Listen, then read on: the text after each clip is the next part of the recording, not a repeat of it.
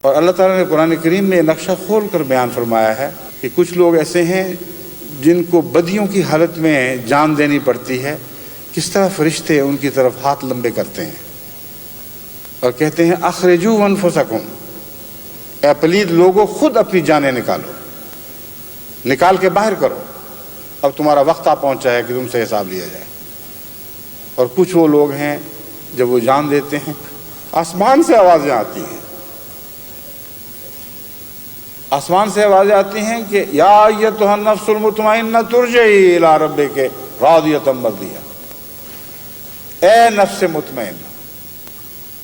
اپنے رب کی طرف لوٹ آ، تو بہت تھک گیا ہے کام کرتے کرتے، خدا کی رضائیں لوٹتے ہوئے۔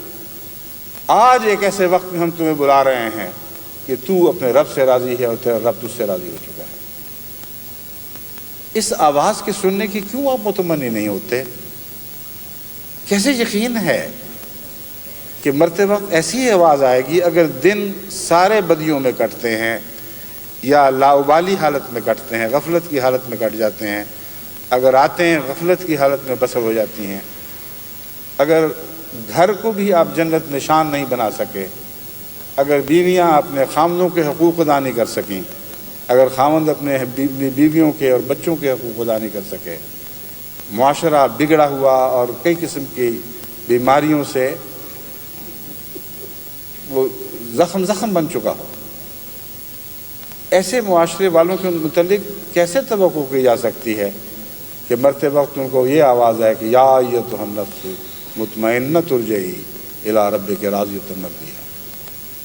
اور موت کا کوئی وقت نہیں ہے۔ یہ تو نہیں کہ ہر انسان کامل ہے، بدیاں بھی ہوتی ہیں اور نیکیاں بھی ہوتی ہیں،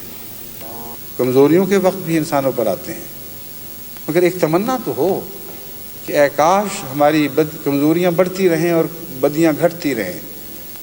یہاں تک کہ غالب امکان اس بات کا پیدا ہو جائے کہ جب ہم جان دیں تو نیکیوں کی حالت میں جان دیں، بدیوں کی حالت میں نہ دیں۔ اور اللہ تعالیٰ